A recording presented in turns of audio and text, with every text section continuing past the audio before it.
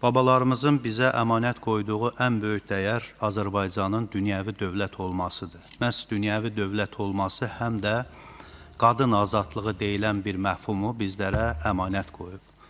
Geridə qalmış şərq toplumlarının heç birində qadınların azadlığı günü, qadınların hüquq günü bu qədər geniş şəkildə qeyd olunmur.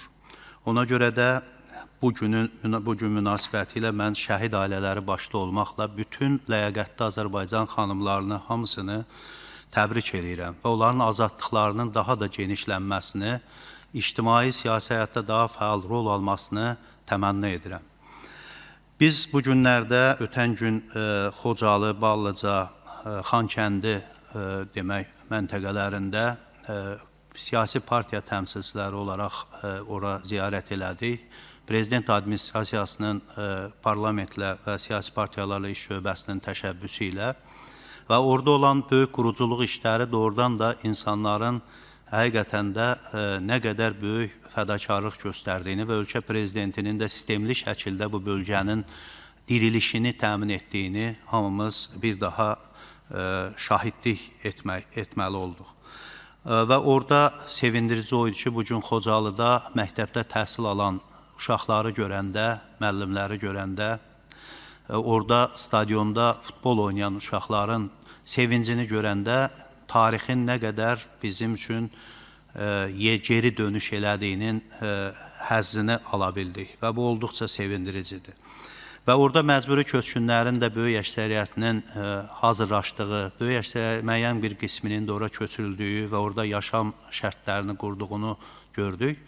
Bu hamısı ürəkaçan mənzərələrdir, ürəkaçan bir faktlardır. Eyni zamanda mən hesab edirəm ki, bu məruzədə də, Ombudsmanın məruzəsi də kifayət qədər səviyyəli hazırlanmış, əhatəli hazırlanmış bir məruzədir. Məruzədə də məhz məcburi köçkünlər qaçqınların problemlərinin azalması istiqamətində burada səhifələrin də demək az olduğunu görəndə sevinirsən ki, artıq bu problem gündəmdən çıxmağa başlamaqdadır. Amma eyni zamanda mən istərdim ki, hörmətli Ombudsmanımız həm də bu məcburi köçkünlər ora qayıdandan sonra illərdir mülkiyyət sahibi olan insanların mülkiyyətində olan yerlərin onlara qaytarılmasının asanlaşması məsələsinə də baxılsın. Elə sahibkarlar var ki, onların müəssisələri illərdir məcburi köçkünlərə barınacaq olaraq verilib və onlar heç vaxt səslərini çıxartmayıblar. Amma bundan sonra onları daha rahat şəkildə bunu təmin etmək vacibdir. Bu məruzədə çox önəmli bir məsələyə toxunub hörmətli Ombudsmanımız.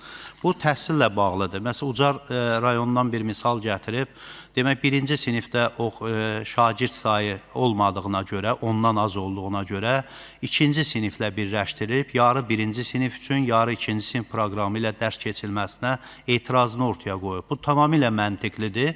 Sabah ikinci sinifdə olmaz, onda birinci sinifi demək, üçüncü siniflə mi birləşdirmək lazımdır? Düzdür, Nazirlər Kabinetinin bu istiqamətdə qərarı var, amma bu qərara baxılmalıdır. Birinci sinifdə bir nəfər şagird olsa belə, ona ayrıca müəllim dərs deməlidir. Bu proqramları dəyişmək olmaz və çünki təhsildən önəmli bu ölkə həyatında vacib məsələ olmamalıdır. Digər bir vacib məsələlərdən biri Ombudsman tərəfindən bu sənəddə çox sayda qanunvericilik təşəbbüsü olaraq məsələlər qaldırılıbdır.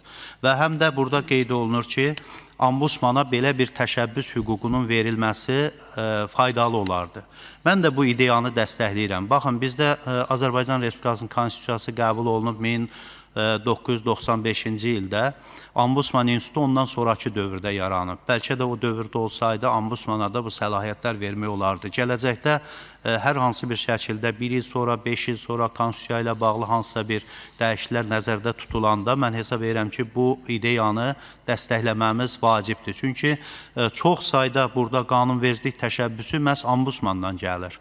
Biz bunu yadırğamamalıyıq və çünki cəmiyyətlə birbaşa təması olan, oradan impulslar alan, oradan şikayətləri dinləyən bu institutdur və bu institutun da mötəbərliyini qaldırmaq üçün bu ideyanı dəstəkləmək vacibdir. Diqqətinizə görə təşəkkür edirəm, dəstəkləyirəm layihə.